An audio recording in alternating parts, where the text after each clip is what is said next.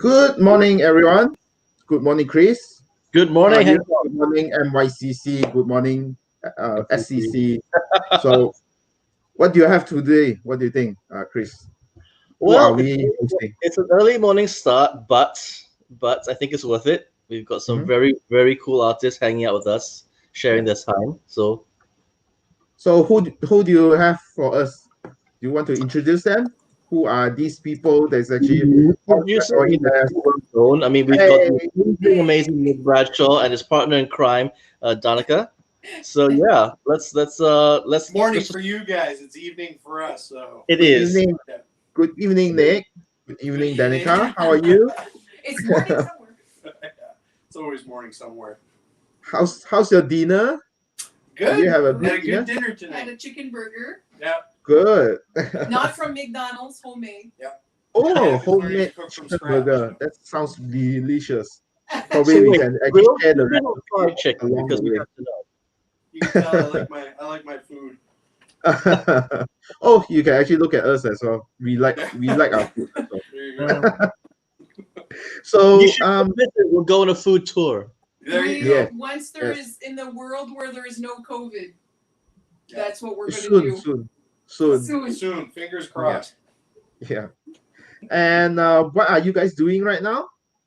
Right now we're hanging out with you guys and we're sketching. We've been both Okay, let's working put on on the projects sketch, right? all week. So yeah, we're just sketching Oh, with wow. you guys tonight and hanging out.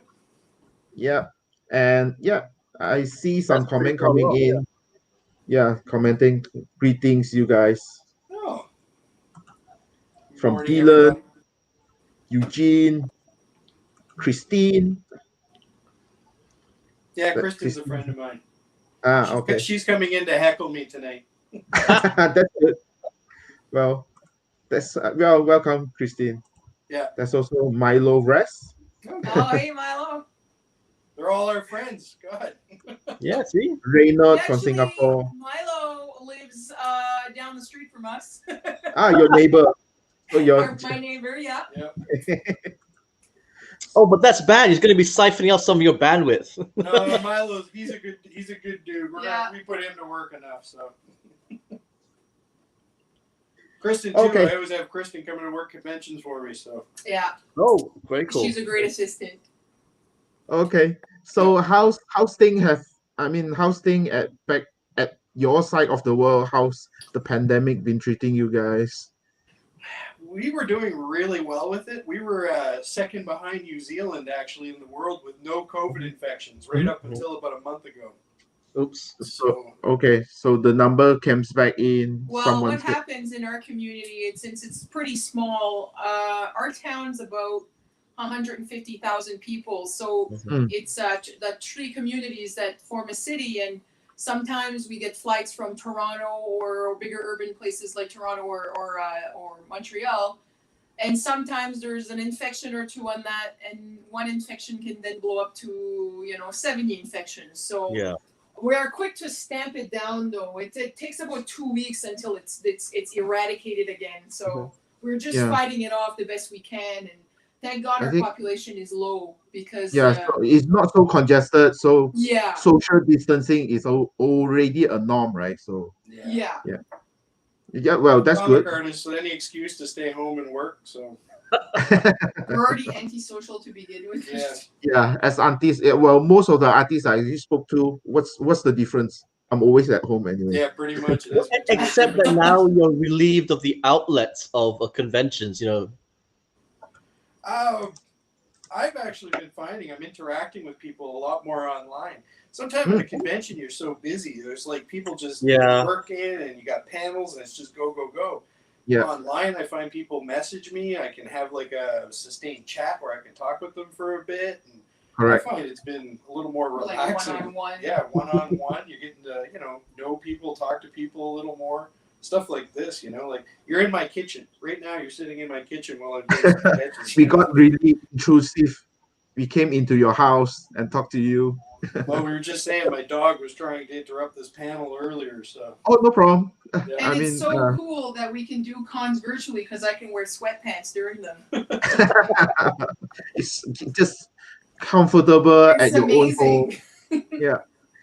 So there's a question regarding on whose camera is it? Is it Nick or Danica? That's So yes. what you're actually looking at right now is actually Nick doing some drawing on Angela. I Yep. believe this is actually a commission from one of our member. I think it's for Dylan. I think it's Yeah. yeah. Dylan. So Dylan, this is yours. So in case you're wondering. Well, it was funny. I had an Angela on the go, so when Dylan asked for it, I'm like, I'm gonna give that one to Dylan. Perfect. I figured I'd work on that tonight. So I he right at the right. blue line for it. So Yeah. as you can see, like underneath, if you can on the camera, there's like blue lines that I'll lightly sketch stuff on first. I do everything with non-repro first, with a non-repro pencil, and then clean it up, and then I'll go in and ink it later. I'm going to show you. This is a Judge Dredd that I did earlier this week. So whoa, this is amazing. And then you go in, I can ink it. Red. Very cool. Oh, I know some people were so asking about colors, so this is a Joker that I colored earlier today. So you can see the 3 stages, but it all starts with this. Right.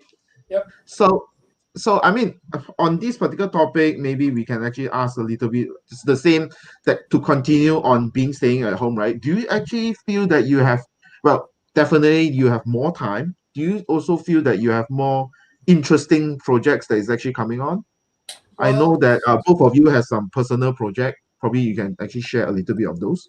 Well, I'm going to let Danica start because she started with a creator on first, and then I started jumping into a creator on after. So what is, there's ups and downs about going to cons and staying home and all that. But what was nice during this pandemic is that we could buckle down and work on our projects. When there's cons, it's usually go, and you don't have time. You have to find time to also work on those projects. So if anything, this year it allowed us to take more time on producing those projects. So when cons do come again, we have some stuff to showcase and new projects we've been working on. So and you probably need to actually readjust back to the old days, the old norm. Yeah.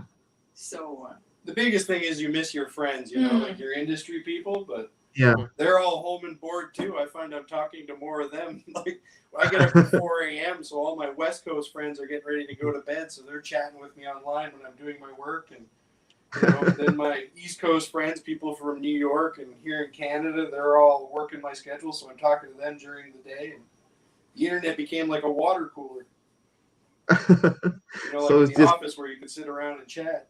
Yeah, and the good thing is that you don't need even to actually move anywhere. Nope. Just actually get online. So does it that actually mean that you spend more time on the devices on the phone then?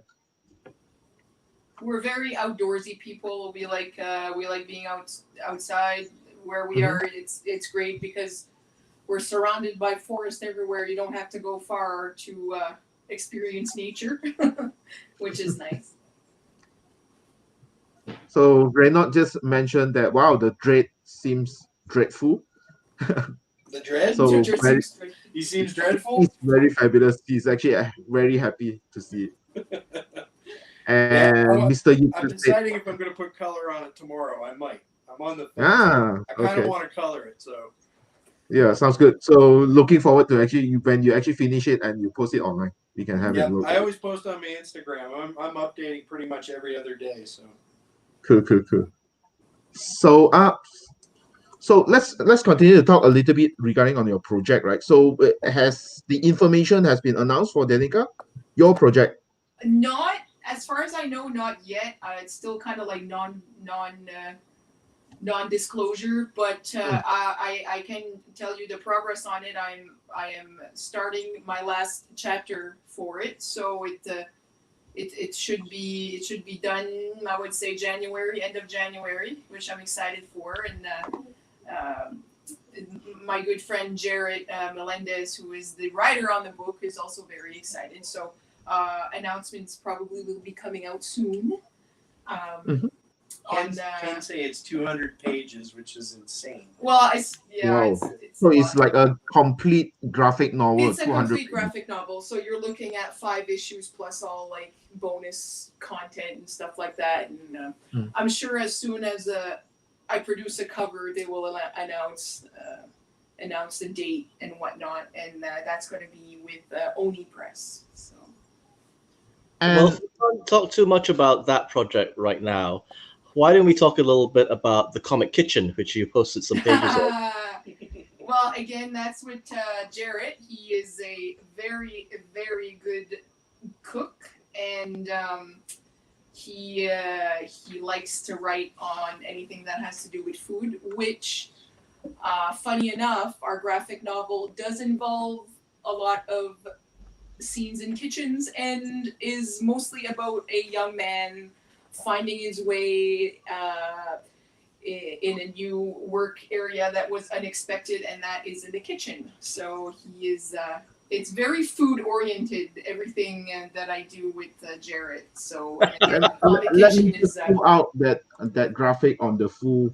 Oh, The she food. draws. I did that. She draws pretty amazing food there. Yeah, it looks It delicious. looks very appetizing, I will say. Well, She did a digital painting once of a bagel, and we got so many emails from people saying they were craving bagels, like after seeing it. is food art a thing? Can I become a food artist? I think I'd be happy with that, to be honest. Well, I Well, mean, I just put it online. entire I mean- series of manga devoted to food. Yes, and, Yeah. and actually previously, before I even started this project with Jarrett, I Oh, was God. actually working for a publishing house in France, and we were developing a manga on cooking as well. So I don't know what trap I fell in, but all my books are on cooking, which I'm fine with. Yeah, I would love to see a manga about French food. I mean, French cooking is still, I'm considered one sure of it the best in the exists world. out And there. yeah, I'm sure that it exists somewhere, right? I mean, anything exists in manga. Any Oh, for just sure. because you said it, doesn't actually mean. I mean, if I could wish things into being just by saying. The worst thing is we've got this amazing bakery, just like a 5-minute walk from the house. Oh, And okay. you go in, they got like everything, croissants It's so and cakes. good. It's so amazing. So every time she's working on a page, it's like we go do some research. Yeah, do some research. But with well, COVID, you nothing's open. have to so- get your reference in, right? I mean, Oh you yeah, got- exactly. You did need to do your studies That's right. Yeah. and research. Like 3-4 times Like a lots of taste testing. It's Yeah. very important. So you were saying just now that you just had your dinner and you had that home cooked chicken burger. I mean, do you yourselves cook a lot at home? Do you? Oh I my mean, God, we hate it. hate it. End of the day, no. I don't know if you guys have like HelloFresh food service where you guys are or something like that. Like, It's like boxed meals. yeah, it hasn't really taken off here because of the prevalence of cheap hawker centers. oh, okay. Yeah, but I know what you're talking about. Yeah. Yeah. So they Yeah. mail you like a huge box once a week that has like 5 meals all planned out, and it sends you the recipe card, and it takes you 30 minutes to put it together, but it's like eating restaurant quality meals. You Mhm. get to cook yourself. So. But is it really 30 minutes and is it really restaurant quality? That's what I gotta ask. Oh yeah, it's pretty good. I mean, I considering it's made by my hands and Yeah. it's not burnt, it's pretty good. So it's easy instruction. Very easy. Idiot-proof cooking. Oh, that's a new. I mean, that's also an opportunity for business. Yes, Oh, yeah. it works. That's right. Well, at the end of the day, she'd come in from work, and I'd be working all day, and I wouldn't even know it was 4:00 in the afternoon, and we're ready for supper. And I'm just like, I don't feel like cooking. Let's order a pizza. So Then Yeah. that's not good. You can't keep So doing this, that. is, this is a healthy alternative. Yeah, absolutely. And here's the funny thing: I like to cook, and I'm a good cook. So Better than me. we gotta stop talking about food. I'm getting hungry again. Again, Order pizza. Yeah, let's order pizza. yeah, why not? Yeah. Yeah. I don't know. Is So- there a good midnight delivery service in Moncton? Oh, Oh, yeah. yeah. We have the skip the dishes DoorDash type thing there. My town is essentially becoming like a huge retirement community, so you could walk 2 minutes and hit a restaurant. And anything you want. You want sushi? There's one 2 minutes that way. You want pizza Italian? There's one that way. Steakhouse? It's rural, Yeah. but we're connected. We're connected. People here like their food. And we're East Coast, right? So if you want seafood, like throw a rock, you'll get like a lobster or whatever any time of the night you want. So this, so sounds like you guys actually enjoy food, like to actually go to a restaurant. Very So much. being at home, so this changed quite a bit, isn't it? Oh yeah. With COVID, we were saying that one of the nice things is we were home for a summer. I had 4 summers, which is the height of convention season, where I wasn't home, so I couldn't really enjoy the summer. So this summer, like, everything was closed up enough, but you were still able to go out and go to the beach. And we actually bought a camper that we parked out in the woods, so we were able to go do that on the weekends. And it was kind of strange, kind of addicting. Kind of addicting. So it's really hard for you to actually readjust back to the old life then when things all got Probably. back. I think we've been thriving during COVID. Well, that's what I said. You got no place to go, so you're home and you're working, and you're getting stuff done. So someone actually just said that there's an idea. How about a giant robot with a kitchen that fight aliens and feed the people after the battle? Well, if Jarrett's watching, that'll be book 2.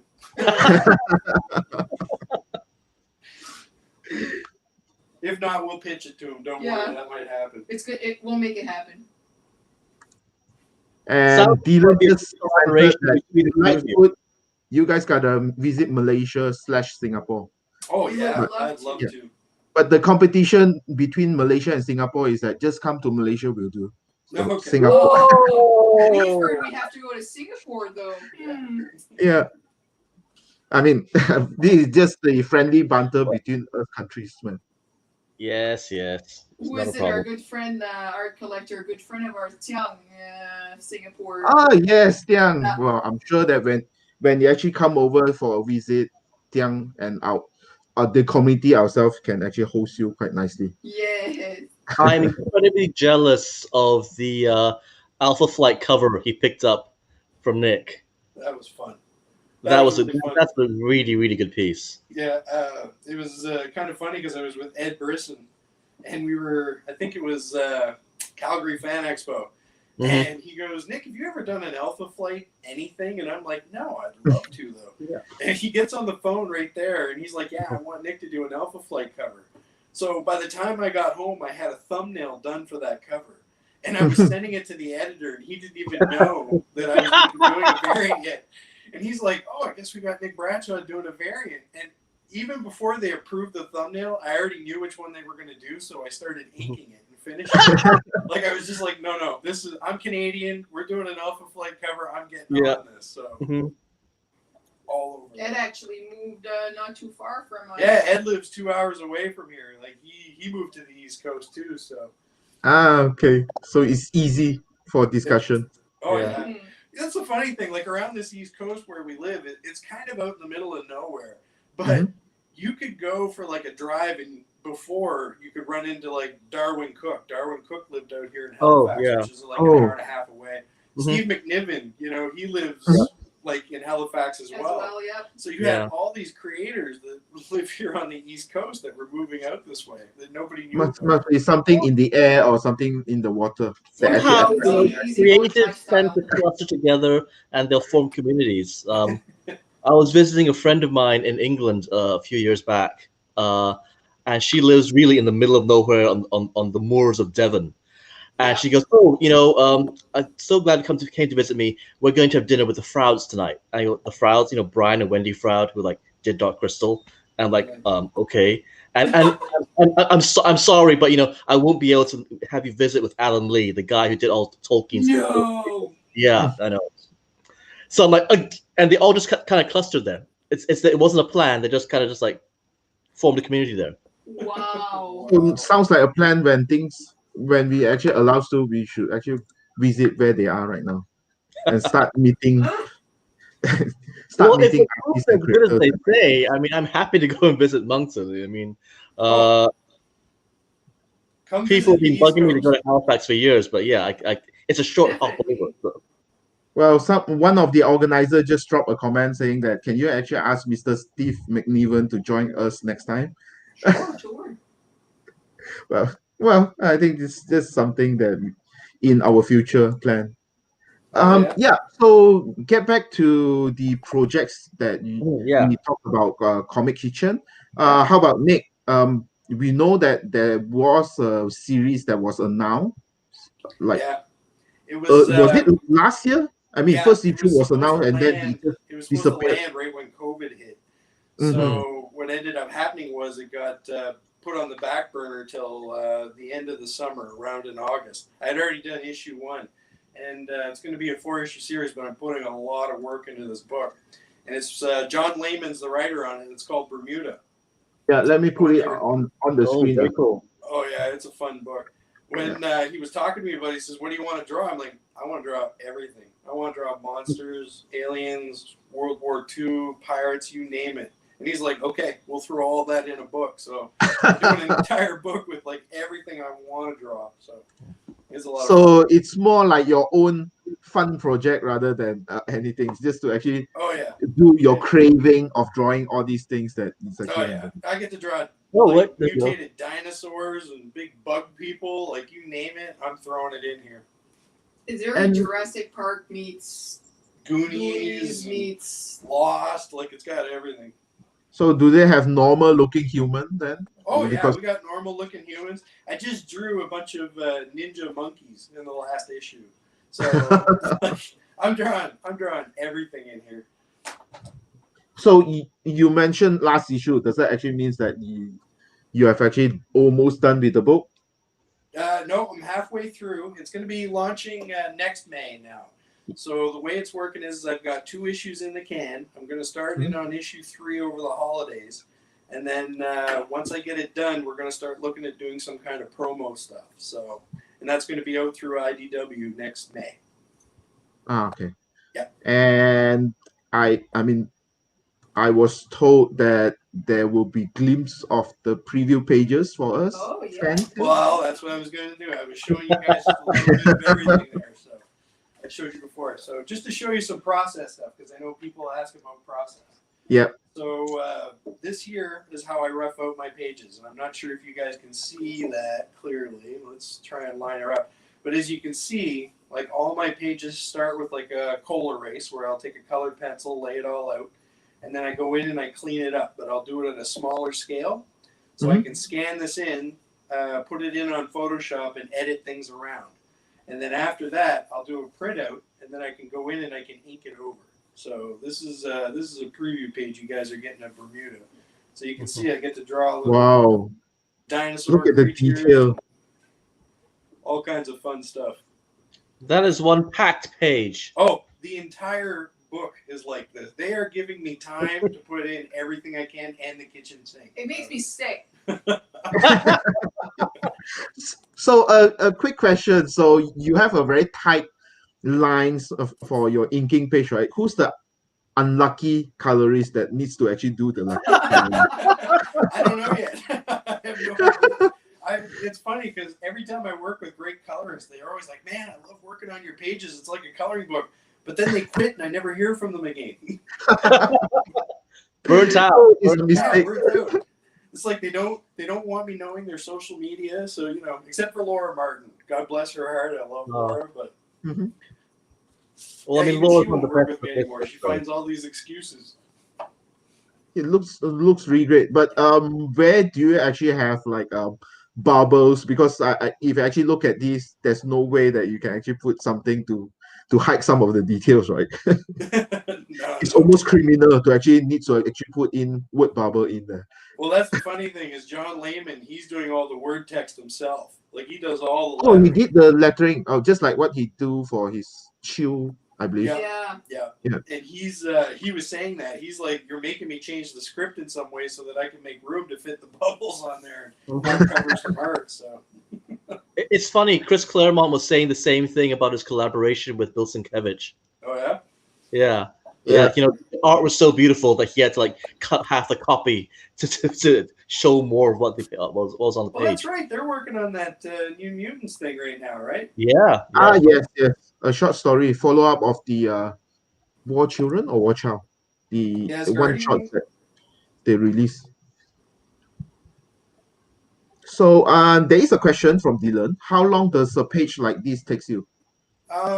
It depends. Some days when I'm really productive, a page like this can take me 2 days from start to finish. Most days it'll take me 3 days. So I can do about 2.5, 3 pages in a week, usually. And I'm penciling and inking everything myself. What I do when I'm laying out the book, like, I will make sure that I'm putting in as much detail. I'll take a week before I actually start, and I'll lay out the entire book like this first. So I can do all my edits and everything here at this scale.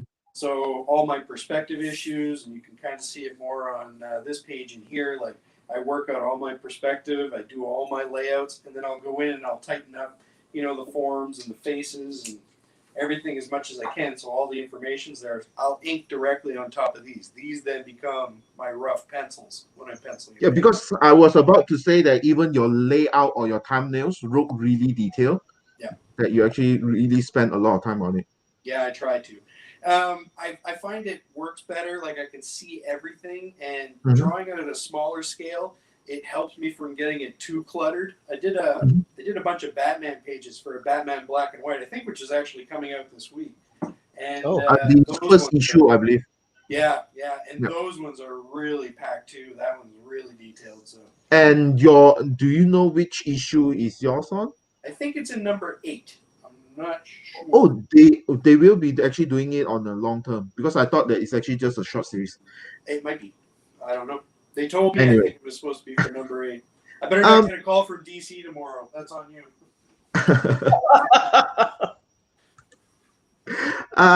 There is a quick comment also that, wow, that's amazing. Just like the Art Adams level of detail. I think on this particular topic, I think Gib also asked something very similar, that for your art style, it has been said to look a lot like Art Adams. So did you purpose your pattern, your work after art style, or is it your own style which coincidentally worked out to look like art? The way that I was working when I started is I'm an animator. I worked in, animation and cartooning and video gaming. And I had my influences like Weiringo and Don Bluth that I grew up with. So when you look at Army of Darkness, which is where I started on Army of Darkness comics, it was more animated, more cartoony. And then I moved into doing Danger Girl and Wildstorm. And again, I had more of a cartoony stuff, but my editor, Scott Doombeer, was like, let's tighten that up a bit.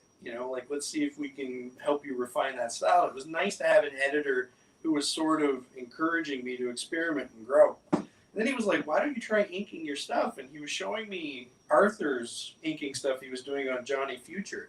And it had like nice texture to it. And that's when I started inking. It was a Danger Girl cover. It was the first time I tried inking my stuff. And then once I found I was adding in that texture, like that kind of nice look to it, it adapted well with my cartoony illustrative style. And then it started looking a little more like what Arthur had, but there's still that influence of Mike Weiringo and Don Bluth in my work that I see even more. So that's how it evolved. It evolved out of that. I think definitely that people that purchase your book or your art, they actually felt that it's actually really worth really worth the money spent, because you can actually stare at those pages or panels for days. You pay $5 for a book. I want you to feel like you're getting $5 worth. I want you to feel like you're going to look at that comic and just try and read everything. And I hide Easter eggs in my books. There's Easter eggs. Every book. Do you have some Easter eggs on that pages as well that we should actually take notice of? Should we? You can find all kinds of fun stuff. I'll hide like little skulls from Goonies in there, like the name of the tavern is an Angry Whale. It's the name of a band local around here. Like I put all kinds of stuff on my pages, and it can just be like a small personal thing for me, or it could be, something from a book. I did an issue of Wolverine and the X-Men, which was really funny. And they're in a law firm, Worthington Industrial, and you see in the background Matt Murdock walking by like a lawyer, because it's a corporation. So when I handed these in, nobody noticed it, and I was at a panel like a year and a half later, and Wolverine and the X-Men's been out for a year, and some guy in the audience mentioned that, like the Daredevil made this cameo in the background. And one of the funniest ones, it took like 5 or 6 years. I did an issue where Iceman created this like ice monster, and it was the dog creatures from John Carpenter's The Thing. Nobody ever picked up on that. And then some guy asked me that at a con, and I'm like, you're the first person after 6 years. You get a Stan Lee No prize. Good job. So which issue are these? Probably people need to actually hunt it down. Yep. And sometimes you'll put friends in there. Oh, I draw my friends in there. I'll draw anything, it makes it fun. It makes it fun for me to do that. Yeah, because even looking at this particular page, right, you have a tattoo on the, is that an orc? Like here. It's like Yeah, a serpent. a serpent.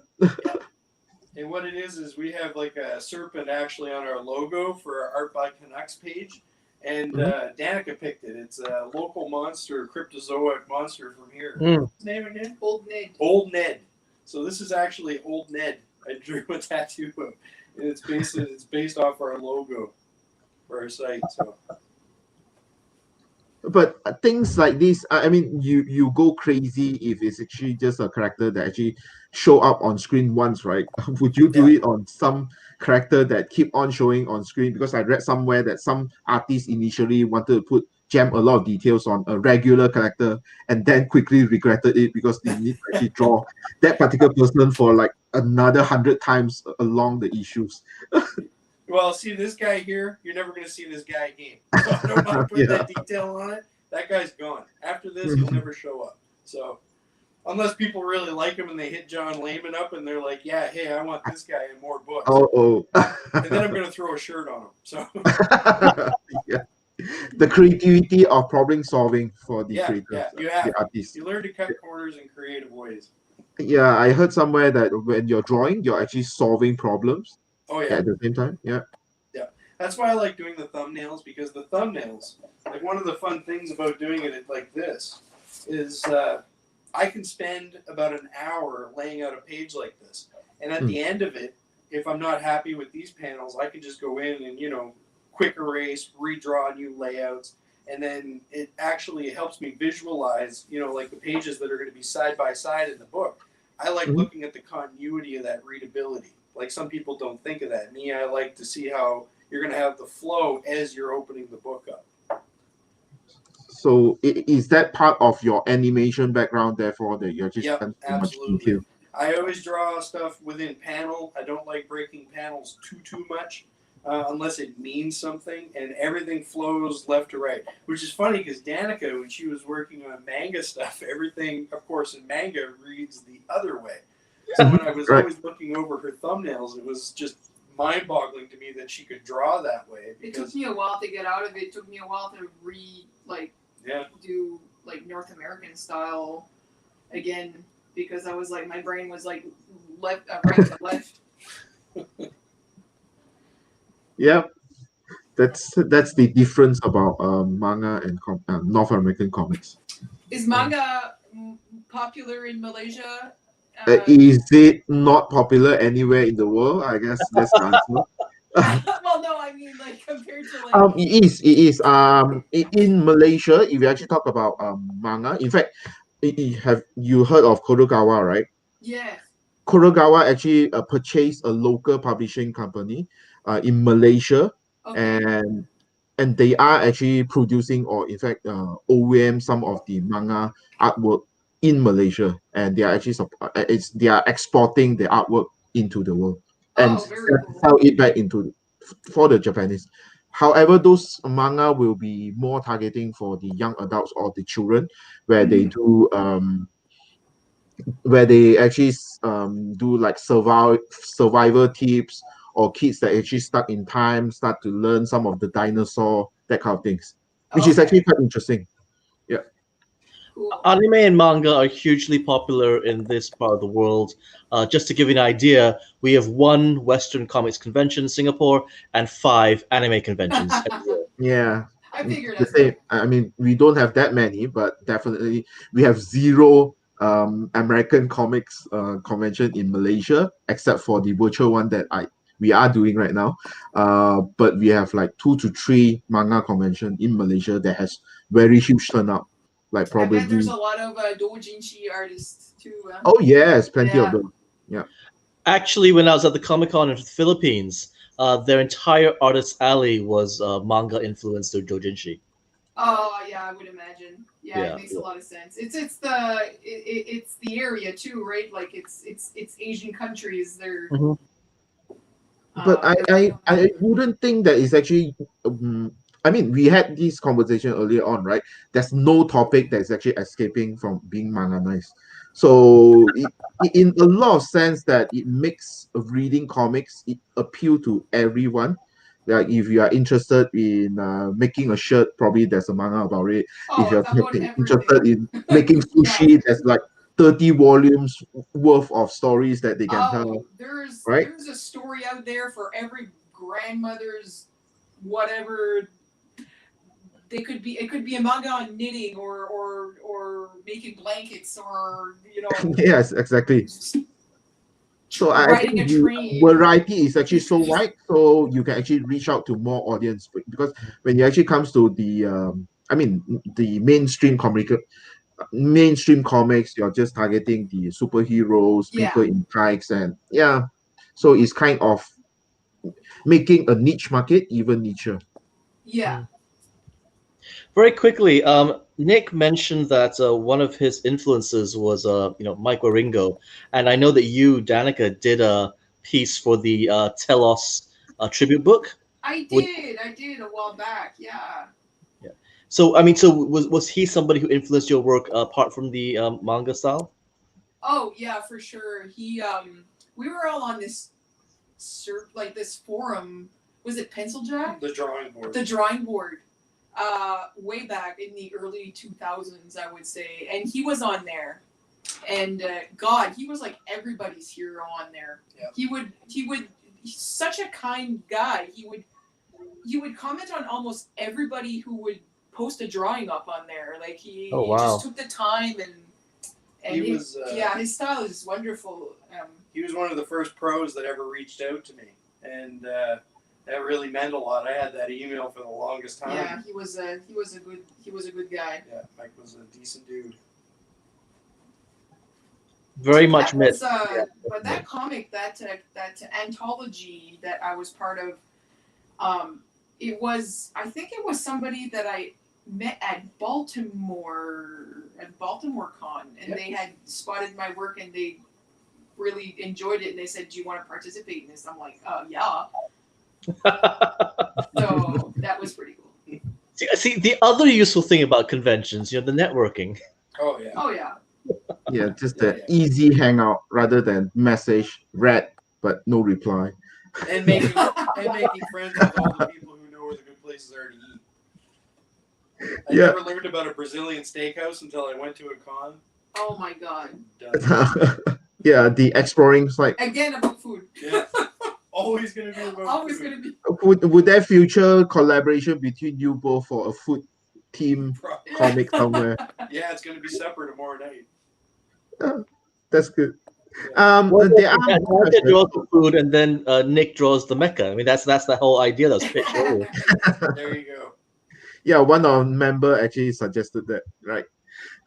There's a question from Scott. Nick, are there any Easter eggs in Rockin'? I will have to reread them.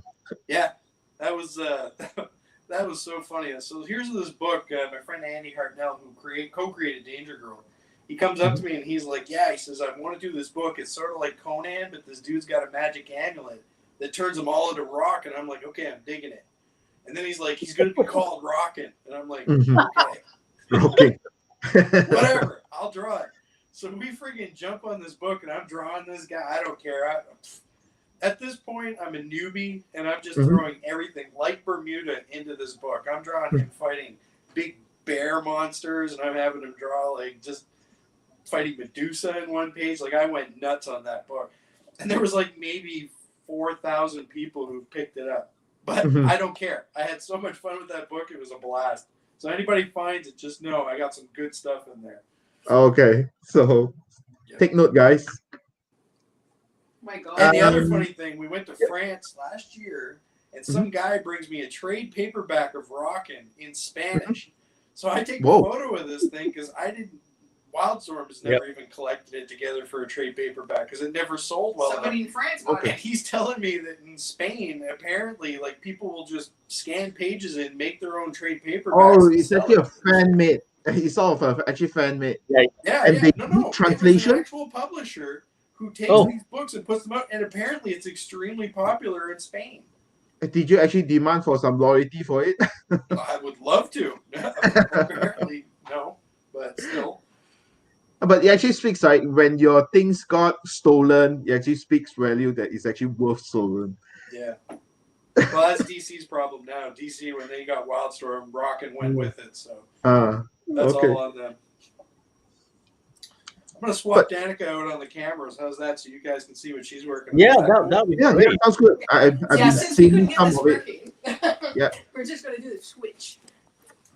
So I mean, on context-wise, initially we do have the intention to actually set up 2 cameras, but due to some technicality, we do not manage to. So we decided the more practical way: just swap the chair, swap the seats, and Well, I showed you guys all my artwork, so now you got to see Danica's. So this this is what I amazing. was doing. And Well- hers is pretty badass. So Maybe I'll zoom out a little bit there. And for those that is actually unfamiliar with the character, that's actually Medusa. Oh, And, the new yeah. costume. Yeah, awesome. yeah, And it's Joe based- Mad It's design. based Joe Matt's design. I wish he'd come back to doing comics full time. Not gonna happen. He's too much money. Why would he draw Yeah, he's comedy? making money doing game design, I think. Mm-hmm. That's the So- thing I always tell people, anybody who asks them, like, be a jack of all trades. Don't do just comics. Like I do even game design, packaging design. Get into a little bit of everything. So that you have a backup plan. Is that it? Yeah. Like even during COVID, like I mean, everybody was pencils up. Like I wasn't getting cover work from Marvel. I wasn't working on the other projects. So I told Danica, I'm like, we've been saying for the last 5 years we wanted to get a website up and running. Why don't we start that now? So we started, and then I started getting hit up by TV studios to do design work, game stuff to do design work. So, and I've worked in animation and gaming before, so it's always good to have skills and a little bit of that. And Joe Matt is a prime example. Here's a guy who, he loves video games, so he got into designing video games. And Ken Lashley, like Ken's doing package design for Star Wars, like Hasbro. It's amazing. Right. Well, for those people on the stream, our next guest will be David Nakayama, who I think has a more varied career than most people. Yeah. I mean, I think he's doing currently a lot of the package designs for the Hasbro Legends X-Men line. So funny story about David. You can even ask him about this. I think it was two years ago. I'm at Calgary Fan Expo. Now this is Canada, and here David is coming here from Hawaii. So he shows up in May in Canada wearing T-shirts and jeans, and he sends his wife out in Calgary in T-shirts and jeans to go explore. All of a sudden, a raging snowstorm comes out of nowhere, like this. Dang. David's getting panic texts from his wife that there is this blizzard that they're caught in out in the middle of nowhere. And I mean, like literally 1.5 feet of snow came down in like 2 hours. It was a freak storm. Freak storm. Poor David. His first trip to Canada. And he never returned again. Well, yeah, probably not. He's still in a snowbank. Yeah, he's probably still in a snowbank somewhere in Calgary. For us over here, I mean, I think TCAF, or the Toronto Comics Arts Festival, is relatively well known because they do a lot of outreach at Tokyo Comic Con and in the region. But Calgary Expo, I'm told, is the actually biggest convention in Canada. They got the best chocolate chip cookies of any convention you can ever go to. Again, bringing it back to food. That's how we remember places. Okay. Ask Chocolate any Like a of Malaysian. Calgary and they'll It talk sounds about like the a chocolate Malaysian chip or cookies. Singaporean. We remember places like food. You ask any creator, they'll tell you about the chocolate chip cookies they hand out Okay. at Calgary Fan Expo. There was no memorable food around New York Comic Con. That's all I can say. Oh, I tell you, it's insane. So there's another question coming from the floor, from Julius Lee. Any stories about working with Jason Aaron on Wolverine and X-Men? Bro is adorable. Like, what do you want? You want terrible stories, or do you want like a funny story? Gossip stories. I mean, Malaysia and Singapore love Okay, so gossips. here's a good one. he contacts us one day, and we have to design this new mutant character, part of the Hellfire Club, and the character's name is Snot. Guess what his superpower is? This guy throws out these supercharged boogers. So anyway, I have to design this guy. So I designed it with these great big membranes in his forehead and this huge nostril so that he can just blast out these boogers. So I'm laughing as I'm working on it, and we're illustrating this guy on the page. So I send it to Laura Martin, and she's like, what is this guy doing? And I'm like, he's shooting boogers, like superpowered boogers out of his nose. So the next thing I know, we get a call from the editorial, and we've got 3 other people on the phone from Marvel and Jason, and we're all having a discussion. Are we allowed to color Snot green? You know, Green. like, are we allowed? Blood is not. We can't color it. We can't make it look like boogers because it's gross. Yes. So we can't really color it any other color but like a greenish yellow color. Any color you color it, it's going to look nasty. You can't make it orange. You can't make it red. We literally had a 2-hour discussion about if we should be coloring these boogers any other color but green. So that was a pretty funny one. So what's the end? I mean, the end color. It came out like a very dullish green yellow. It had so that it wouldn't stand out. Exactly like Snot. Yeah, so pretty much like what Snot looks like. I mean, Is the character still around right now? Huh? Is the character still around? Yeah, I think so. I'm not sure. I have no idea. Oh, like I hope so. in current books, I don't know. Yeah, the only He's character probably I know calling that's on still practical using is with the eyeball. other mutants. But I think the other question is also that do you read comics that you do? I mean, No. interiors. No? No, once I do a page, I will peruse it when I get a comp. I'll look through it to see how it turned out, and then I never look at it again, like ever. So what would you enjoy then? I mean, if you're not reading your own. Oh, I read a little bit of everything. You're reading Sandman again. Right Yeah, now. like I'm rereading Neil Gaiman's Sandman right now. Yeah. My go-to books are my old books from the 80s. I read the Nom all the time. I'm always rereading that, like the Michael Golden stuff. Yeah, that's a beautiful book, especially the black and white magazine version. Oh yeah, I have one comic box next to my desk, and it's all the old issues of Rom Space Knight. I'm a huge Rom fan. I love Cosmic Marvel, so I'm always rereading those. A lot of horror books. You guys were talking about manga. Danica got me into her manga collection maybe 2 years ago with Junji Ito. Junji Ito. Yeah. I'm a huge horror nut. We're big Junji Ito fans and Naoki Urasawa-san. Yeah. Okay. 20th Century Boy, right? Yes. Yeah. Her JoJo books. I love JoJo. Yeah, JoJo's this is amazing. So I just got an idea asking. I know what kind of commission that I want from you then. You want a JoJo? Oh yeah. Yeah, I'd love Jotaro. Jotaro. You want Jotaro? Perfect. Yeah. I did With a sketch with one his time iconic pose. Huh? With the iconic pose. I'm totally Yari Yari does it. Yari. Yeah. The aura. Okay, ora. But this is actually eye-opening, right? I mean the last round when we actually have a discussion, had the session with Art Adams when they actually asked if you read the American comics books. The answer is really that I take a glance of it, but not that interested. And he actually mentioned that he's been enjoying One Punch Man a lot. Yeah. Nice. Right. Yeah, we just got through season 2, but I love the animation. Yeah, the animation. But I'm reading the books too. I love the books. I mean, the incarnation of it is started on a self-drawn comics by the writer, and then it got so popular, you hired a very good artist and make it into what it is right now. Yeah, it was. It was made to. Yeah, it was just a little comic made by One. And, he got Murata to do the artwork for it. What's the show you watch? The one with the artists, the manga artists. Oh. Manben. Oh, yeah. Manben. Okay, so Naoki Urasawa does a documentary. I think it's NHK, and he interviews other mangaka. Yes. It's on, But it is in Japanese, isn't it? Yeah, I think But they I have think I found it on English- Daily Motion or something like Vimo. that. Vimo or Yeah. and it was like with English subtitles. But it's Ah. fascinating. Yes, it is. Yeah, it's very cool. And I think but I follow him on Twitter. As far as I know, he's still producing that show. So He is. I still see him updating that he interviewed some guy just recently. Yeah.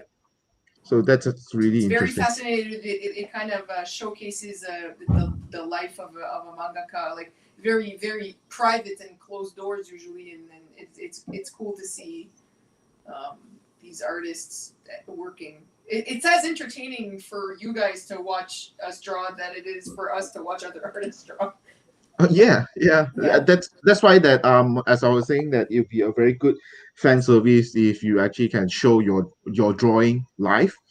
That actually makes a lot of people happy.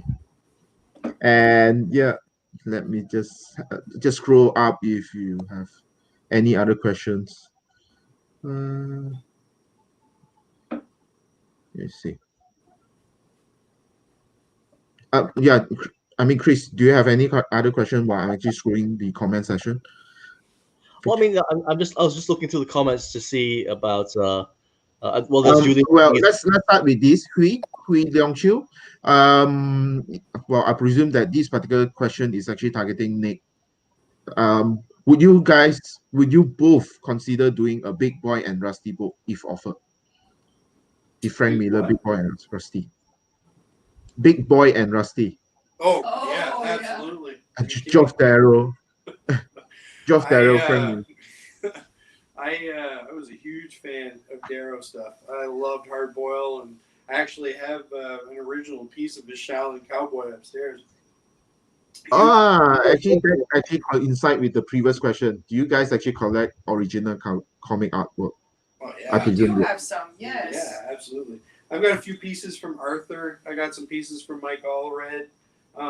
I'm a huge Archie fan, so I've got a whole bunch of Sam Schwartz Archie pages. I bought for his daughter. So yeah, I got a little bit of everything. And my pride and joy is Esad Ribic's version of Namor. Colored? Yeah.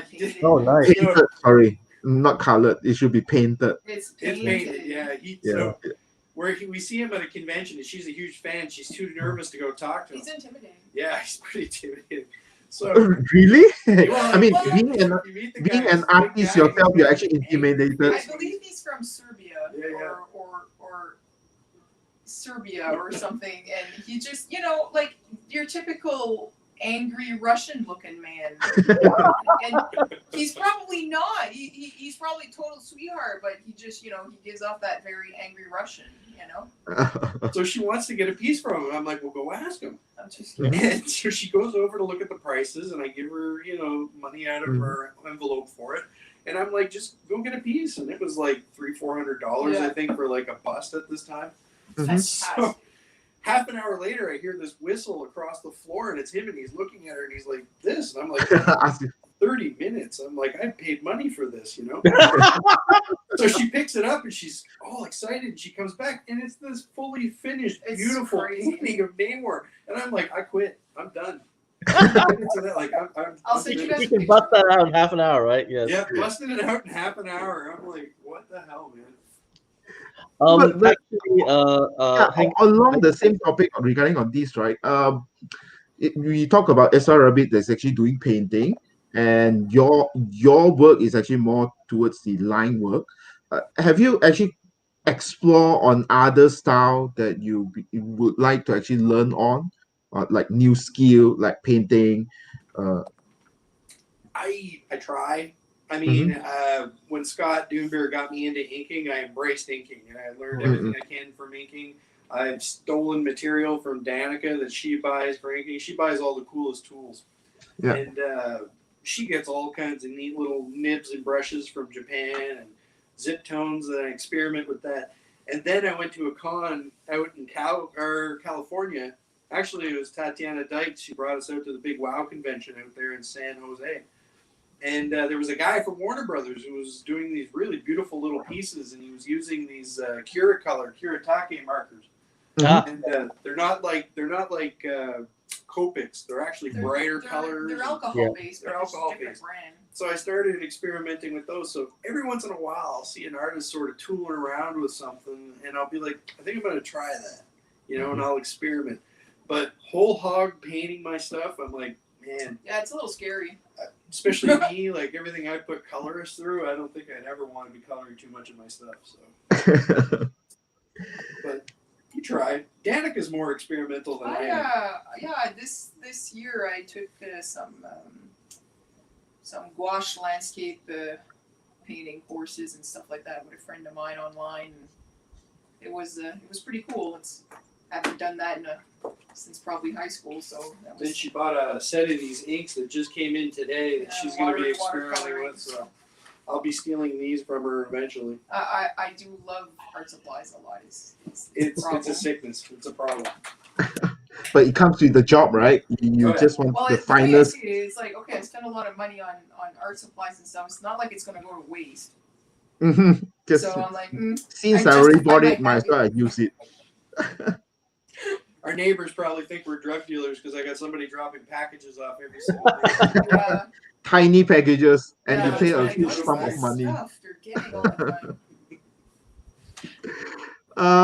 Julius just said that love watching you do all those lines of beauty using the uni pin. He used the same pen, but he haven't mastered that level of control. Yeah, so Julius, this is good inspiration for you. This is the level that you should be aiming for. You should post this follow-up question about the animation. Yeah.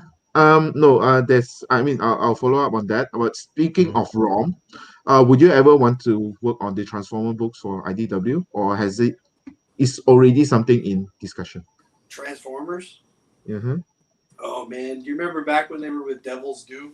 I did a couple Transformers covers. And me, I like drawing, like when I draw mechanical stuff, I like drawing little joints and every little nook and cranny. Right, every little book. Like making it make sense, right?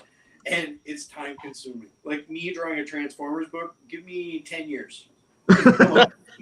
10 years, how many books? Give me a 10-year comic book where I get to do a Transformer. Otherwise, no, I'd never be done it. I'd be drawing Transformers for 10 years.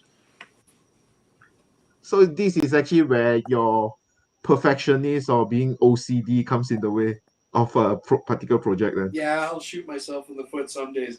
I had done a huge double-page spread, and when it was for Guardians of the Galaxy, and literally Bendis had written in the script, I want an armada of ships and 1,000 of these alien gladiators attacking. Yeah, sure, no problem. And I'm sitting there, and I'm like, do they know who they're handing this script to? So I start in on this page, and I'm realizing I've got to get this done. So I'm drawing big fists covering a big portion of the page. I'm drawing like a huge ship on one side of the page landing so that I can put a detail in this one little section that's not going to kill my schedule. And that's how you got to kind of work around those things. But most people nowadays will just copy paste it digitally. I mean, yeah, if you put it there for me that you want like 1,000 soldiers or something, I'm gonna try and give you what I can. Well, since you do love ROM so much, I mean, with this new streamlined look, would that be kind of a happy medium in terms of like a mech presentation? Oh yeah, but again, like spacescapes and stuff like that, I would be drawing I love designing creatures and alien worlds and stuff, which is why I really like Cosmic Marvel. And the more alien the world's why I love Bermuda. I get to draw all kinds of weird stuff, and to me that's the challenge of it, and I enjoy that. So ROM would be fun for something like that. But I talked to Steve Niles about a project where it's going to be like a monster book set in space. It won't be ROM, but I get to do something sort of, space adventure-y. So that's a project I'm hoping to get to sometime. Okay. So I presume that we hear it here first regarding on this particular project. Oh yeah, well everybody's got those dream projects they talk about, right? Like That's the one thing. Everybody, like with the shutdown and everything, when it was pencils up on a lot of projects, I was seeing a lot of artists contacting their writer friends and saying, hey, do you got that script that you never did anything with? Well, I'm not working on anything now. Send it my way. So I think probably in another 2 years, you're going to see a lot of really cool independent projects probably. Oh, nice. come up. Yeah. Well, I mean, that's really welcome to the market, right? Well, considering that there are a lot of complaints that things not moving much on the mainstream comics. So it's always the reboots, the mega event that doesn't go anywhere. Well, some smaller, interesting books could actually just break the market a little bit and inject like freshness into it, isn't it? Yeah, yeah. You're seeing a lot of people experimenting with Kickstarters as well. Exactly. Yeah. Trying to get like a lot of different projects going. You're seeing book publishers that are starting to create graphic novel divisions. So I think you're probably going to see even a change in format as far as that goes, like what Danica's doing. You know, you give creators a bit more time. And it all comes down to the how can we create media now that we can exploit further on. So graphic novels are a great pitch. You can bring it in. You get an executive with an attention span of this. You give them this project and say, here, look this over. Tell me what you think. And to them, it's, let's do something with this. And all they can see really is like, is this Netflixable? Yeah. Netflixable. Yeah, that's the new buzzword right now, isn't it? Yeah. When you actually pitch something, it's always something that has been established with something that has been established, right? A John Wick meets Transformer or something. Like so sorry. I love working on independent stuff now because my mom can say, oh yeah, Nick is creating this really nice book about this girl adventure. It's a lot of fun. Because before, when I was working on Spider-Man, she was going around telling people I created Spider-Man. Oh, that's wrong. It's like, well, stop saying that. And you created a cover. Right? And then she'd be like, oh yeah, he created this character Wolverine. I'm like, no, I was drawing Wolverine. Yeah. Somebody else created that Wolverine. Well, just need to get educated. Yeah. Well, I think it just means that she's really pushing you to do your own, create her own stuff. Yeah, that's her way. Well, she's all excited. She always tells me, she's like, is this a book I can show people? I'm like, yeah, what are you talking about? Because I worked in Army of Darkness. Yeah, when I worked in Army of Darkness, right? Like, she would look at these books, and it's a horror comic, and I'm trying to explain to her it's a horror comic. So she'd always ask me for copies, and she's like, I can't give this to people. I'm like, well, what are you asking for? So the second I was working on Spider-Man, which was a kid-friendly book, here she bought like 100 copies, and she's handing them out. I think it's a little easier to explain Spider-Man than, the mutant made out of radioactive snot. Oh, yeah. But then she's got to stop telling people that I created Spider-Man. And she's got to stop inviting kids over. Yeah, like that's the other thing. She would just be like, "Yeah, my son, he creates Spider-Man," and then suddenly we'd have this little Timmy come with his mom and say, "Oh, my son loves to draw. We were just talking to your mother, and he's here for his tutoring class." So one of the best times she did this to me, I'm crunching a deadline. It's the best. Yeah, and I've got deadline beard, and I'm wearing pajamas that I've had on for like a week, and I'm just like, I'm really not feeling, like I'm deadline centric. Yeah. I get a ring at the door, and it's this entire Korean family. There was like 6 of them. Only the mom could speak English. The rest of them couldn't speak English. And she's explaining that she ran into my mother at the market, and her son was drawing in a sketchbook, and she says, "Oh, my son works for Marvel. Here's his address. Go visit him someday." So the whole family came in for a visit for like 2 hours, totally borking my deadline. This is the type of community we do live in, though. Yeah, people just show up like. When you live in a small town, that's the thing. People can. But you still sounded like a real hospital guy. I mean, you show your hospitality and entertain them for 2 hours. Do you know why? When I was a kid, we didn't have people in my hometown who worked for Marvel. Like, this is gonna make me sound so it's old, your way of community service. So you're actually contributing back for your community. That's it. We actually created a family day convention in our home community. And I fundraise throughout the year with a group. It's called the East Coast Comic Expo. And we bring creators in so that local kids can actually meet comic creators here. Like we had Yannick Paquette here one year. Yeah, Tony Moore we had up one year. And it's neat because these people who, know the characters can meet the people who make the books. And you get these young kids who are growing up with superheroes on TV and in the movies, and they get to meet the people who are actually creating the comics for these characters. So. I think that's part of the excitement, that when you actually get to meet the creator or the writer or the artist behind a book that you really like, there is certain joy that money can't buy, right? Oh yeah. Well, you get so much more access to them now. You know, like on their social media, Online. you can go in and see Yeah. what they're working on. Yeah. Yeah. But it's still not the same having a conversation as such to actually hear a little bit about you, what kind of food that you had, what kind of experience that you have been enjoying. Yeah. There's another question coming from Floor, from Yeah. Dylan again. Who are your mentors in the industry? How have they helped you in your careers? I'll let Danica go start on that. Oh my God, I don't know. Oh, come on. Just everybody that I've met through the conventions, just going through the convention circuit. Of course, Nick had a big part of mentoring me as an artist. And I feel like with him around, I got to grow maybe faster than other people would because I have access to him all the time. But, Access for him for pointers, like giving Yeah, tips of yeah. how you actually improve on things. Yes, exactly. But other than that, as far as names go, oh my God, who could I? Like everybody in our con circuit, like Yannick Paquette again. I'd say Tony was a good Yeah, example. Tony. They're all good, very, very good friends of ours. Stéphane Roux. God, there's so many. Andy Bella. Andy Bélanger. Who else could I say? I mean, holy moly, we've met a lot of artists, and I guess they all probably have had influence in one way or another on me, for sure.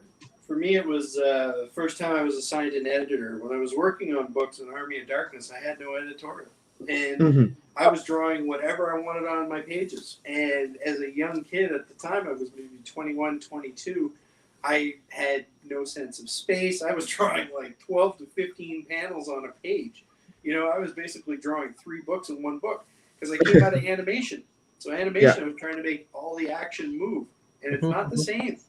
So when I moved on to working on a book and I had Scott Doonbeer, and he was like, whoa, cowboy, back up. 4 or 5 panels a page. That's it. You follow that script to the letter. And he says, we're going to write it out for you. And you make sure you follow it to the letter. And it benefited me. Like that was a huge thing that immediately all dead stop made me rethink how I was putting information down on the page. So to me, that was a big influence, you know. Arthur, one of the reasons that I started picking up Arthur's work, I mentioned I was a huge Archie fan. I never read superhero comics until I was maybe about 7, 6 or 7 years old. I used to read old EC horror comics before I read superhero comics. Yeah, I love that stuff. I had a babysitter who she dumped her boyfriend, stole his comics, and gave them to me. So I inherited this box of Swamp Thing and old EC book. It was great. Yeah. But are they supposed to be viewed by you? Yeah, at your age? I'm 5 years old at this watching point. Alien at Fox. Yeah, my dad made me watch Alien when I was 5 and told me it was like Star Trek. So Okay. I was already screwed up at a young age. But No, when I discovered enlightened, not true. superheroes under Arthur, it was that Asgardian Wars trade paperback. I was on a train trip. My mom bought it for me to read on the train when we were going out to Halifax to see my brother who was in a hospital. And I read that every train trip for like 5 years. That was one I brought with me. I had a sketchbook. I was drawing pages out of that. And then I found the long shot storyline he did, and I was drawing pages out of that. And that was my education into superheroes. It was starting with that. So just kind of falling into comics and discovering stuff. I'm a huge film buff, and I used to draw storyboards for movies. I used to love sitting there watching a movie and just doing storyboards for movies. And yeah. Yeah. Julius actually asked a question. I believe you answered that regarding on your learning curve from animation to sequential art, where you talk about the understanding of space and try to leave some room for breathing on your pages. Yeah. You gotta find a different beat when you're working like storyboarding for animation, which is what I was trained in. You try to pace out every action, and just for each scene. Whereas a comic book, you got to pick that one important action that you want to hit. Like if there's a guy who's jumping off a building and he hits the ground and then he runs into a park, you got to figure a way to truncate that down to one panel so that you're giving it to the reader. Otherwise, you're going to be drawing multiple panels on a page, and then the page can be cluttered and it becomes unreadable. So I had to learn how to backtrack out of that. So I learned thumbnailing my pages on a small scale, like I still do today, forced Mhm. me to have a small amount of real estate to figure out how my paneling would go. And it allowed me to see how those panels flowed, like in one shot. Sometimes when you're drawing on a big page, it's too big. You can't back away from it. So when you thumbnail stuff out smaller, you can make your pages readable. All panels have to be coherent together. Yep. That's the. And that was another thing Scott taught me. Like Scott really beat that into my head. He's like, I want to look at a page and I don't want you breaking panels unless it's something important. And that was probably some of the best advice he gave me. Cool. Yeah. There's also this question coming from John Ryan. Yeah. For you guys so far, what challenges you have when you want to draw a character? I guess that how do you actually start your process? Someone that you don't know, not maybe someone that you actually draw to death already. For me, it's trying to get a sense of that character. Like, there are some characters that I don't find interesting to draw, so I have to find ways to make them interesting to me to draw. Like Superman, I'm sorry. You have to draw Superman constantly in some kind of iconic pose. You can't draw him in like a Spider-Man pose. You can't figure out interesting anatomical things to do. And unless they give you a script of him fighting all the time in panels, like he's always got to be Superman standing there, hands on the hips, being Superman. Mm-hmm. I would find that so boring after a while. Some people don't. Some people have a way that they can hit that mark and they can draw those iconic Superman pages. So for me, a character like that I really struggle with. But a character like Spider-Man, who's kinetic and he's always moving, or Nightcrawler, I love characters like that. Because I can always go in and have them constantly bouncing off walls. You're thinking of weird anatomical poses you can put them in. And, they're constantly stretching and moving. To me, I love that. So I tend to lean more towards characters like that. Danica, I don't know if you've ran into any issues with that. Doesn't really do a lot of superhero stuff, but I wish I would have spent more time like doing that kind of dynamic Spider-Man type stuff. But honestly, I really enjoy just drawing people doing everyday things. And that's a challenge. And talking with their hands or having expression or using that instead of having a body moving all the time. So for me, I enjoy doing that kind of work. The slower paced slice of life. Yeah, exactly. Well, the everyday thing, like a lot of people can't do that well. Figuring out how a hand holds a frying pan or how a hand holds a cell phone or, just doing things like that. You wouldn't think it's that challenging, but it actually is. I'm always looking at reference because I think in my head I know what things look like, and then when I come to draw it, oh my god, it's crazy, So in a way, that stuff is almost as challenging as drawing like superhero stuff. But I hope that one day I can get a little bit better at doing, or maybe when the right project presents itself, I'll be able to try a few different things. Good. I'm just scrolling down the comment section again. Someone by the name of Milo Rest actually mentioned that dream project, literally anything with Nick and Danica someday. Yeah, that's Milo. That's Milo. We put Milo to work for us sometimes. Milo is also a creator. Yeah, Milo's a creator. Hello, Milo. You just sent me a text there.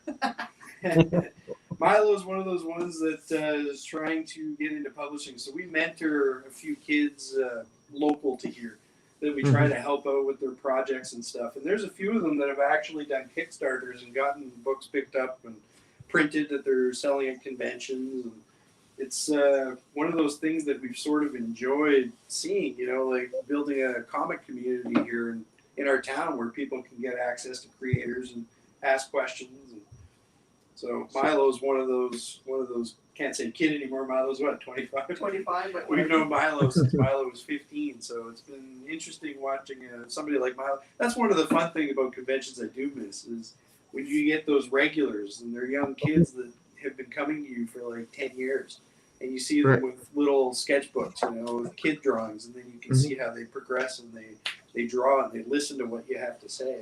Like I do miss that about conventions. So.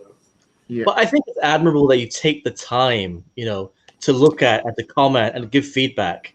We were there. I was there. Like, again, it's going to make me sound old, but I didn't have the internet growing up. I was like 16, 17 when the internet became a big thing, where you could start chatting with people and showing your artwork and finding drawing forums where you could meet like-minded people. So, there's a I lot feel the more. same way, and I'm only 34. For crying out loud. Yeah, it made me feel old at 42. But there's a lot of kids out there that, they have access to that stuff now. And you can actually see, like, a lot of them. And communities form. Yeah. Artist communities form. Resources like yeah. YouTube and everything. Like, Absolutely. Oh, man, I would have killed for some of the stuff that they can get their hands on today, But I was at a convention a few years back. It was the Fables convention with Bill Willingham and people. And Gene Ha, one of the nicest guys I've ever met. He has an architectural background. And so he was giving my friend, perspective drawing lessons at the back of his booth, during the artist alley. And then later on, because we were all hanging out after the convention, we ended up playing water polo with him and Mark Buckingham in the con pool. And then he starts to get, and my friend brings her portfolio up for review. So he's literally giving a portfolio review in his swim trunks. That's how conventions are. Yeah. But yeah, so but again, it's about that connection, right? It's about that. And yeah. And like that's one of the things I love is you get to meet so many interesting people, and I love seeing that growth. Yeah. So, I mean, I probably want to actually switch the tone a little bit. Like, you talk about the accessibility of information, the accessibility of creators with the current technology, right? Have you actually have any bad experience? I think you have shared enough. I'm sure there are more. But do you see this social media easily being contacted as a negativity sometimes? It's so distracting that some comment will actually spoil your day, or someone that's actually so toxic that will actually just always come on you to actually criticize some of your output. I welcome criticism. If somebody has a problem with any of my artwork, message me, but do it in a very constructive way. Just don't say this sucks. I'll be like, okay, whatever. There's tons of stuff out there for you to find. The negativity of social media, it hasn't really hit me too much. I've only had one bad interaction with a parent, I guess, and it was again when I was working on a horror comic. Their kid had found it, and his mother was so offended. She messaged me, and she was just going off on me. And I said, "Ma'am, why are you in the comic shop with your kid when he's picking up this mature reader's label? The guy at the comic shop is going to sell it to him. He doesn't care. He wants the money, and he doesn't know the kids that you're asking for it. Why aren't you in monitoring what these kids have?" Well, she didn't like that because then I got an email from her husband. So that was an interaction and that was rare. Like, I mean, I've had a career now for 21 years. And I mean, this is like one interaction in all that time where I've had one angry parent come at me because of a horror comic, Aside from that, I've had nothing but great interactions with, fans, publishers, distributors, comic shop owners. I mean, it's one of the things I love the most about comics and the nerddom community is that everybody is pretty much on the same page. Now, Danica will have a different experience, and I hate to say that, but women in the industry, they have more struggles than what we have. And I'd like to think we're getting better, but I'm not ignorant to that, and that's where we need to start stepping up in situations like that, because I want her to have better experiences in the industry than what we hear about. Because she's just starting to break in now. So for her, and she's working on a book that would be considered LGBTQ. So, I'm wondering the type of feedback that she'll get from that, and it will be two-sided, right? I mean, on one side, you get a lot of good response from people that actually agree with the topic on the other side is really the You can't please everybody. I mean, yeah, that's also true. Yeah. And at the end of the day, you draw comics for people to read them, of course, but you draw comics for yourself. Yeah. It's Especially first and foremost, it's about creating. It's the content is whatever. To me, what's more important is getting up in the morning and just going to my desk and being able to do this. I'm prepared that somebody's probably not going to like my book when it comes out, but you know what? Well, there's something out there for everybody, and obviously this one's not for you, so move along. That's all you can do, right? Yeah, sounds good. I mean, sounds good on also aspiring artists in the community that if you want to actually get your things out there, just don't take it too personally for things that exactly said online. These are ultimately strangers telling you their opinion, so really, yeah, if it's actually constructive, absorb it. Sorry? I actually lied. I'll tell you guys she was there for this one. This was a free comic book day. This is one of my favorite anecdotes. So, free comic book day is crazy here in North America. I don't know how crazy it is there for you guys. We have only one comic book shop in Central or Malaysia, so not too much. So free comic day here is like Christmas. Like every shop is just bombarded with crowds of people. So I was sketching at my local shop, and it's when I had my first Wolverine and the X-Men book coming out. And I'm sitting there, it's like 8 o'clock in the morning, and there's a lineup out the door and around the block. And there must have been like 50 people inside the building waiting to get to me.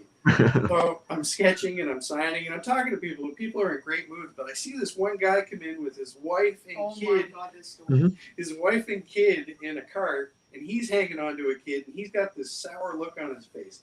And they wait. Like, it took at least an hour for them to come through until he gets to my table. And he puts his hand out, and he's like, I just wanted to let you know that I'm so excited that somebody from Moncton can be working for Marvel Comics. He says, I just think it sucks that it's you. What? And he's like, if you ever touch any of my favorite characters of Marvel, I will write them a letter telling them that I will stop picking that book up tomorrow. But I think it's cool that somebody from Moncton can work for Marvel. Do you know this guy? I don't know who this guy is. Him again. Like, who knows? Like, so the comic shop owner sitting next to me is my friend, and he's getting ready to say something, and I'm like this. Wait. So I shake his hand and I said, thank you. I appreciate you coming out. And he leaves. And my buddy's like, what the hell was that? People in line were offended. And I'm like, that guy drug his wife and kids out of the house at 6 o'clock in the morning to be here for 8. He waited in line all the way through that store just to come into my face and tell me he thought I sucked. I'm like, I respect that. That you respect, because that guy could have been at home, been one of those keyboard warriors. Nick Bradshaw sucks. I hate this guy. But he came out and he planned a day around to come in and slam me in front of a group of people. Never saw him again. We don't know. Never saw this guy. It could be a fraction of your imagination turned into reality for a while. I had a crowd of people there. I know this happened. One of my favorite stories. Whoever this guy is, I hope he's out there. I hope he's listening to this. Yeah, maybe he's listening to this. That'd be great. Again from Dylan. Dylan has a lot of questions, seems like. And he's asking, would Nick ever do a Star Wars book?